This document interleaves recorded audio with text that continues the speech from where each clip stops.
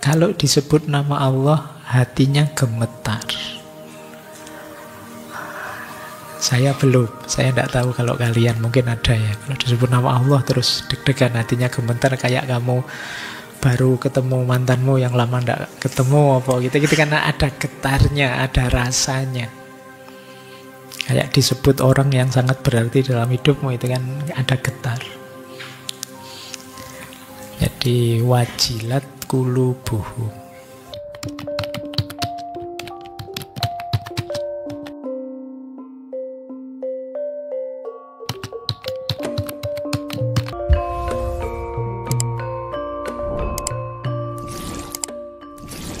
Assalamualaikum warahmatullahi wabarakatuh. Bismillahirrahmanirrahim. Alhamdulillahi rabbil alamin. Wa bihi nasta'inu ala umurid dunya waddin. Allahumma sholli wa sallim wa barik ala habibina wa syafi'ina sayyidina wa maulana Muhammadin wa ala alihi wa ashabihi wa man tabi'ahum bi ihsanin ila yaumiddin. Amma ba'du. Bismillah, mari kita lanjutkan lagi ngaji filsafat kita. Baik, bismillah ya, kita mulai. Malam hari ini saya awali perjalanan menuju Allah dalam konsepnya beliau seorang filosof muslim dari Persia, Khoja Nasiruddin At-Tusi. Nama asli beliau Muhammad bin Muhammad bin Al-Hasan. At-Tusi itu tempat kelahiran beliau di Tus, Iran, kalau dulu Persia. Nanti beliau meninggalnya di Baghdad. Baik, bismillah, biar waktunya cukup ya malam hari ini. Kita mengkaji satu kitab yang judulnya Al-Awsaf Al-Ashraf. Ini mungkin kalau diterjemahkan bebas ya, sifat-sifat yang mulia. Nah, itu di bagian awal ada kalimat begini: tidak dapat dipungkiri ketika seseorang merenungi keadaan dirinya, dia akan menyadari kekurangannya serta kebutuhannya kepada sesuatu yang lain.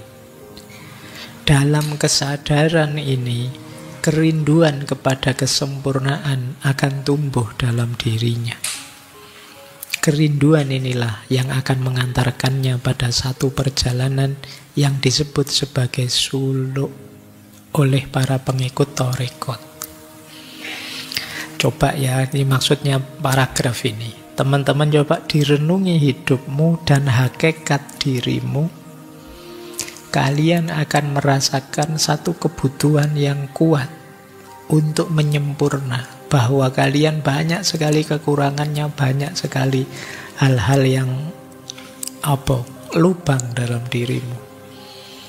Nah, kerinduan untuk jadi tambah baik, tambah sempurna, tambah hebat, tambah luar biasa, itu kan pasti ada. Tidak ada orang yang ingin begini-begini saja hidupnya. Semua orang ingin lebih baik, lebih baik, lebih baik dalam aspek apapun. Yang normal ya, bukan yang putus asa. Nah, keinginan untuk menyempurna inilah lama-lama akan menyadarkan kita bahwa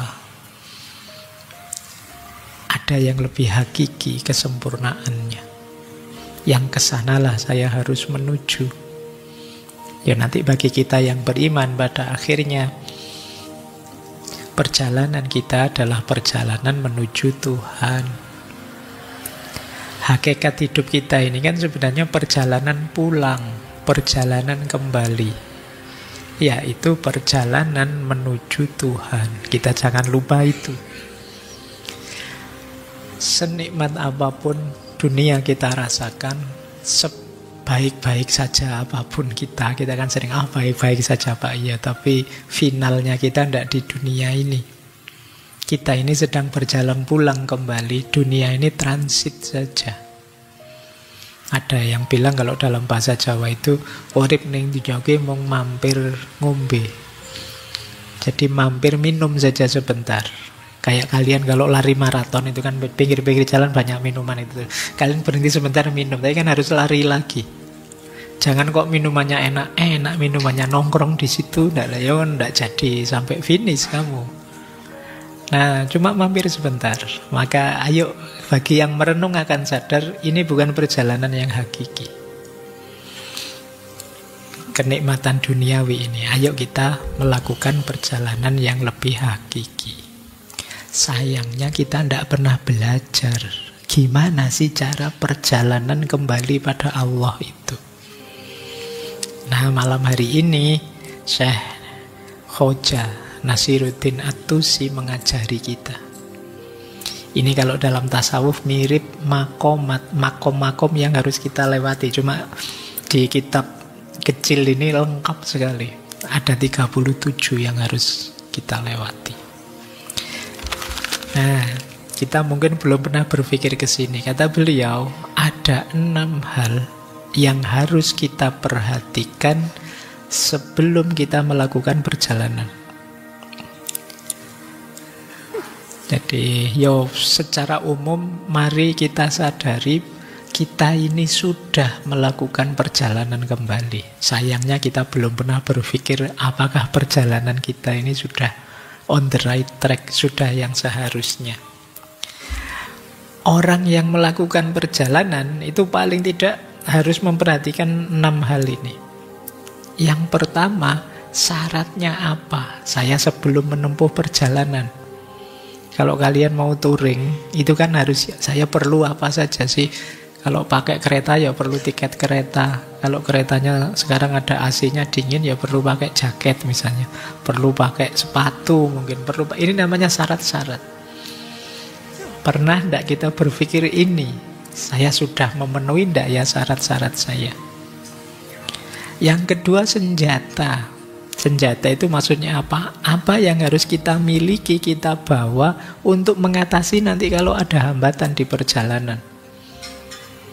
Wah, ini nanti saya harus lewat hutan ini, harus bawa golok itu, nanti harus motong-motong itu. Itu namanya membayangkan nanti hambatannya apa, senjatanya apa. Itu yang nomor 2. Yang nomor 3, GPS-nya, rutenya. Jalan mana saja nanti yang harus saya lewati. Kalau kita ini memang perjalanan kembali kepada Allah, pernah enggak sih kita mikir, ini benar enggak sih jalan kembali, rutenya benar enggak, GPS-nya benar enggak? Ya kalau kalian pakai HP GPS salah jalan langsung teriak-teriak itu kan. Saya enggak tahu di HP-mu laki-laki apa perempuan yang bilang. Saya khawatirnya, wah ini suaranya perempuan aurat, itu enggak boleh. Enggak begitu ya. Kan kalau kamu salah jalan, sesat, harusnya menuju Allah tapi tidak menuju Allah, itu kan tidak ada yang teriak-teriak.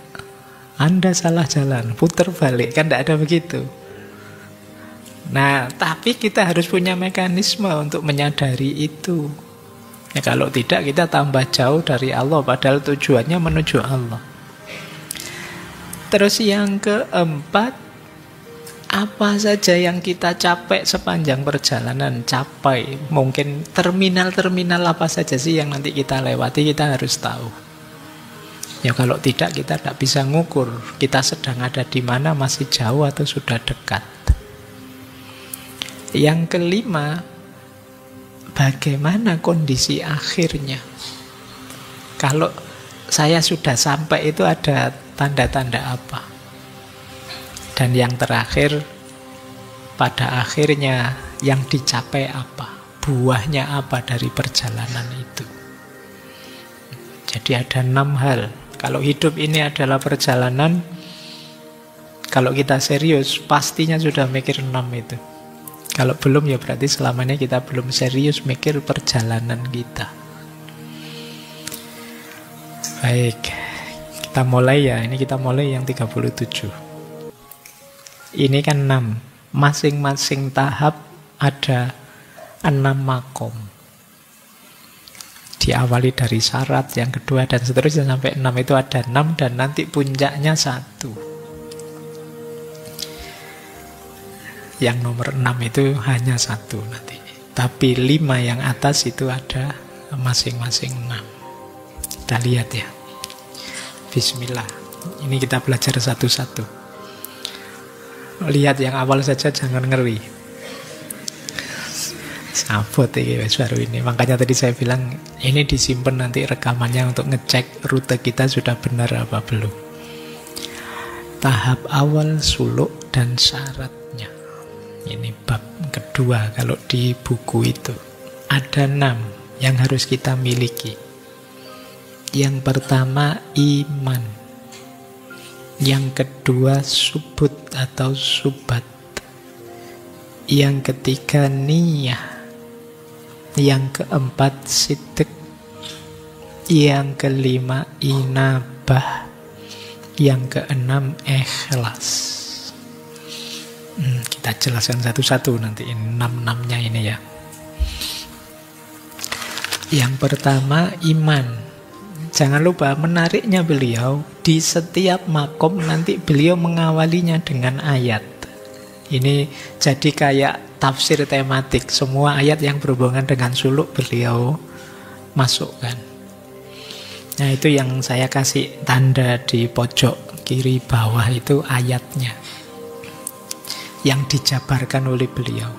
Misalnya tentang iman, ya beliau mengawali penjabaran dari surat Al-An'am ayat 82. Ayatnya apa kamu cek sendirilah.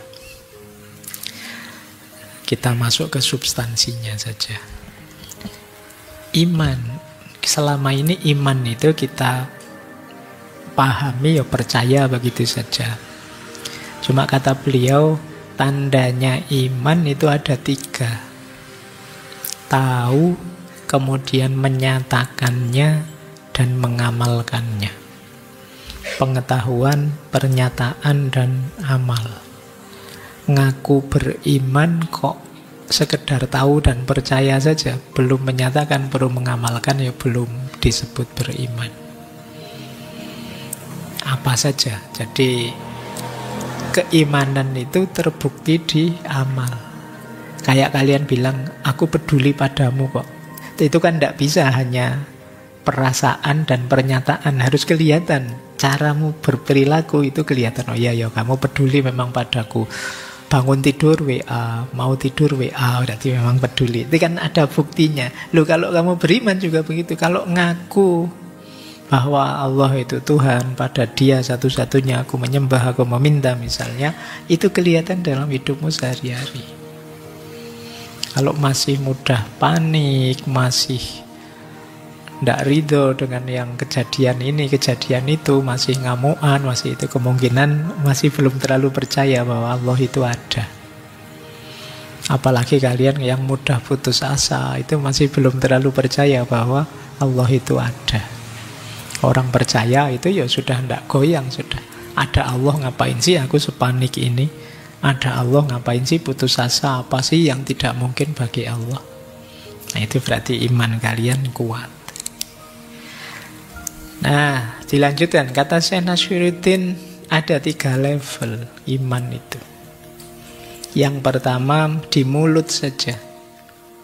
Yang kedua, lebih dalam. Bahkan termasuk beriman pada hal-hal yang gaib. Karena yang paling berat memang beriman pada yang gaib. Tidak kelihatan. Apalagi kita hari ini, yang kita percayakan kebanyakan yang masuk akal dan dasarnya panca indera. Di luar itu kita berat menerimanya.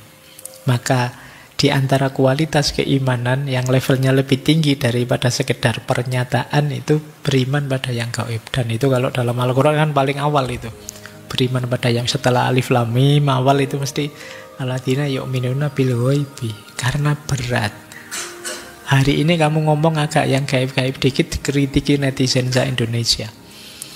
tidak masuk akal, tidak ada faktanya. Abot memang beriman pada yang gaib itu.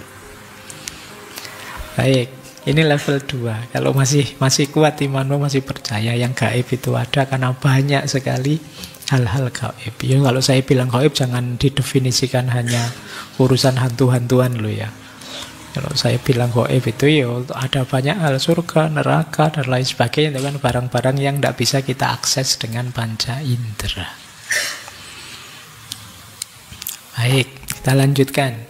Ada iman level tinggi. Kalau iman level tinggi, cirinya 3. Yang pertama, kalau disebut nama Allah, hatinya gemetar.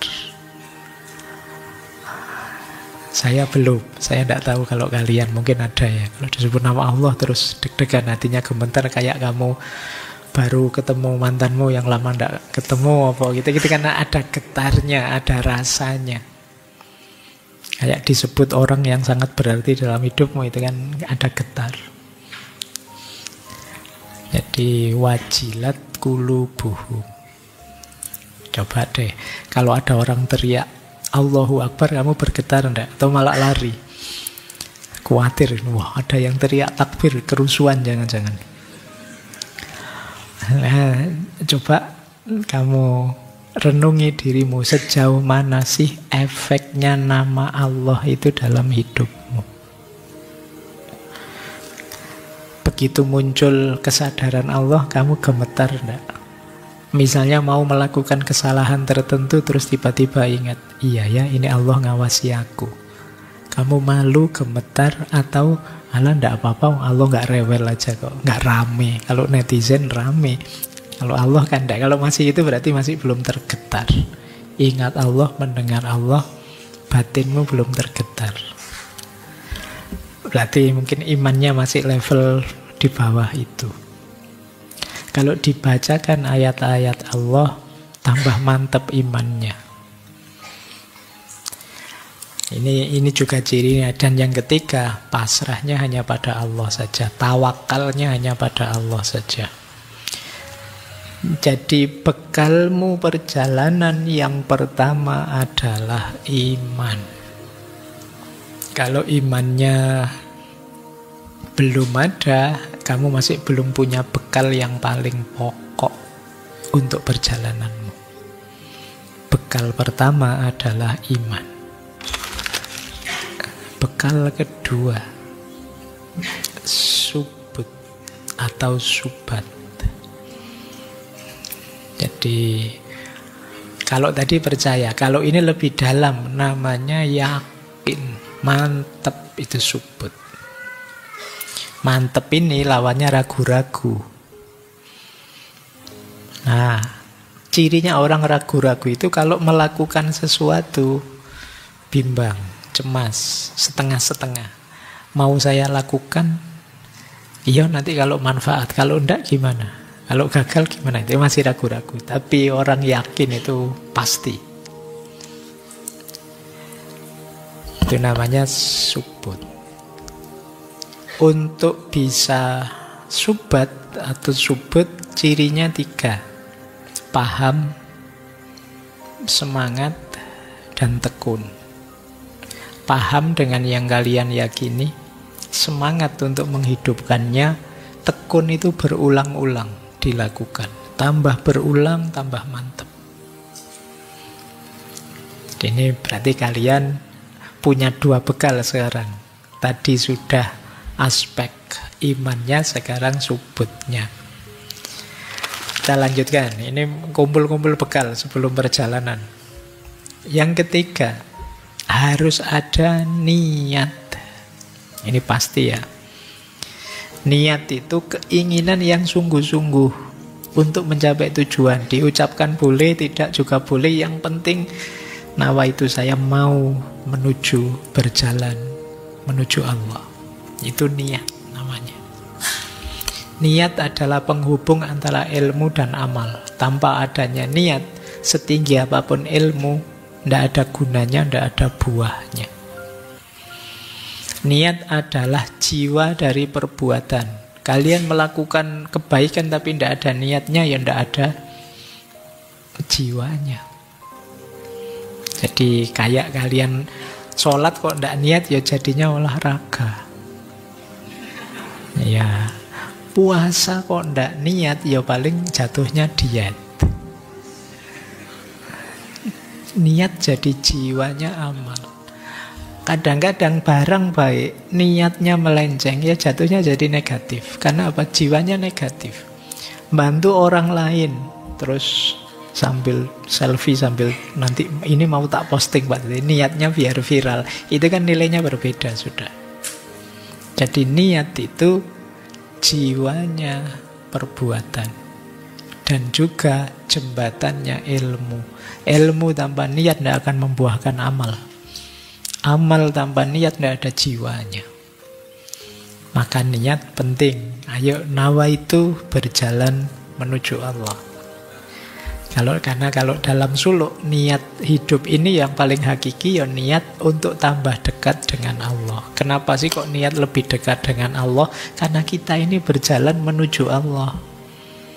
Buktinya bahwa perjalanan kita benar itu tambah dekat dengan Allah. Kalau saya berjalan menuju Surabaya, 1 jam kemudian lebih dekat dengan Surabaya, rute saya benar. Tambah dekat lagi, 3 jam kemudian malah lebih dekat dengan Surabaya, benar. Tapi kok tambah jauh dari Surabaya, ada yang salah. Berarti cirinya inna ilaihi roji'un itu benar, kita tambah dekat rasanya dengan Allah. Oke, bekal ketiga sudah niat. Iman, yakin, niat. Yang keempat, sidik. Sidik itu, ya kita mendefinisikannya sederhananya jujur. Jujur itu menyatakan apa adanya dan menepati yang sudah dijanjikan. Jadi kata Syekh Nasiruddin, orang sidik itu orangnya namanya sidik. Orang sidik, orang yang terpercaya. Kalau dalam Islam kan kita kenal sahabat Nabi, Sayyidina Abu Bakar, gelarnya As-Siddiq. Jadi orang yang terpercaya, karena beliau ini yo sangat jujur dan sangat percaya. Jadi kita harus jadi orang yang bisa dipercaya. Berarti apa? Kita tidak nyeleweng, kita tidak menyimpang. Kalau sudah niat menuju Allah, ya hidup ini isinya adalah perbuatan-perbuatan yang mendekatkan diri kita kepada Allah. Ini yang disebut siddiq. Orang siddiq itu kalau curang misalnya, dia akan merasa sangat tidak nyaman. Orang yang biasa jujur itu kalau bohong ya gelisah dia. Karena dia terbiasa jujur. Tapi kebalikannya, orang yang biasa bohong itu mungkin kalau dia jujur kaget lihat dirinya sendiri. Aku kok bisa jujur, ternyata masih bisa juga. Padahal aku tiap hari curang loh, aku tiap hari bohong loh. Itu jiwa kita begitu. Tergantung cara kita membiasakannya. Maka penting karakter siddiq ini. Bahkan kata Syekh Nasiruddin, orang siddiq itu bahkan mimpi pun tetap siddiq, dipercaya. Padahal mungkin dia sadar ini cuma mimpi kok. Itu tetap dia tidak berani macam-macam. Kalian pernah tidak ngimpi terus sadar itu mimpi, pingin sakarepe dhewe. Mumpung ini mimpi tak bebas ini. Kalau sadar mimpi, pingin suka-suka saya lah. Kalau di dunia nyata tidak berani, ini kan masih mimpi terus. Kalau kalian bisa begitu ya luar biasa.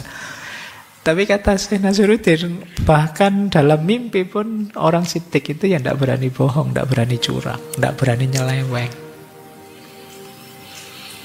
Ya karena memang jiwanya terbentuk begitu.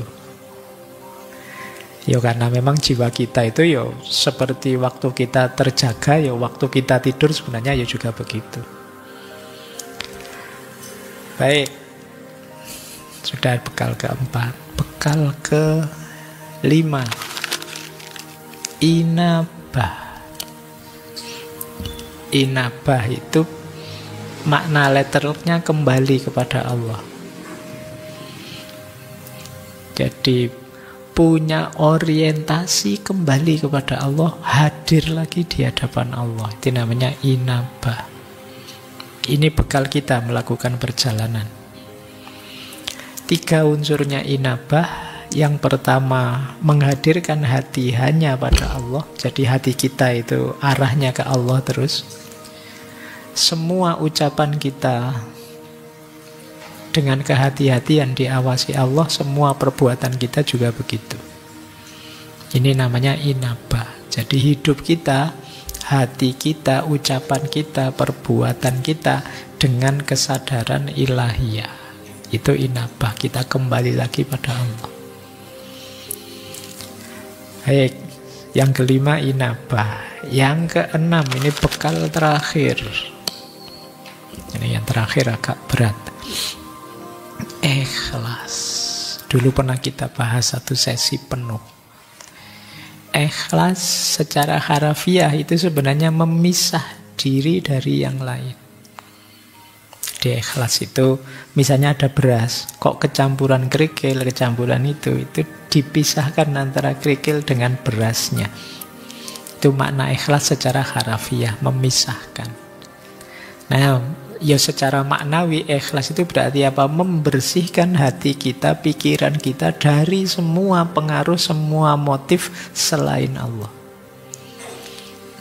Biarkan yang tersisa Allah saja, semuanya kita sisihkan.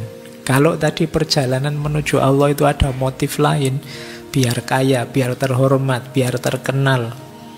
Bahkan kata Syekh Naziruddin, termasuk ingin nikmat akhirat. Itu termasuk yang memalingkan kita dari Allah. Harus bersih sepenuhnya, selain tinggal Allah saja. Itulah orang ikhlas. Alasan apapun, motif apapun, kepentingan apapun, nomor sekian. Yang disisakan jadi perhatian hanya Allah saja. Itu orang ikhlas. Kalau begitu tidak boleh kaya Pak, tidak boleh terkenal. Silahkan saja, kekayaan, keterkenalan, kehebatan apapun itu efeknya saja. Jangan jadikan tujuan. Tujuanmu satu-satunya Allah saja. Belajarlah sebaik mungkin. Efeknya kamu pinter, kamu dapat ijazah, dapat gelar, gajimu besar, tidak masalah, itu efek. Tujuanmu satu-satunya Allah saja. Nah, ini namanya orang ikhlas. Baik, ada 6 bekal. Siapkan ke-6-6-nya. Iman, kemudian taubat, subat, kemudian niat, sidik, luruskan hati, inabah, kembali semuanya pada Allah, dan ikhlas, bersihkan semua selain Allah saja. Kalau sudah siap 6 ini, ayo berjalan. Oke, siap ya? Kamu tidak usah bilang berat, ya pelan-pelan latihan ya. Ya kalau belum bisa 100% diawali 1% dulu. Belum bisa Pak, ya 0,5%. Kalau belum bisa ya seperapat lah. Seperapat, masuk tidak iso ikhlas seperapat saja. Dari 100 loh itu. Nanti besok tambah meningkat, pelan-pelan. Insya Allah kesungguhan kita yang paling penting ya. Kesungguhan kita akan menghadirkan ridhonya Allah. Akan memudahkan jalan kita.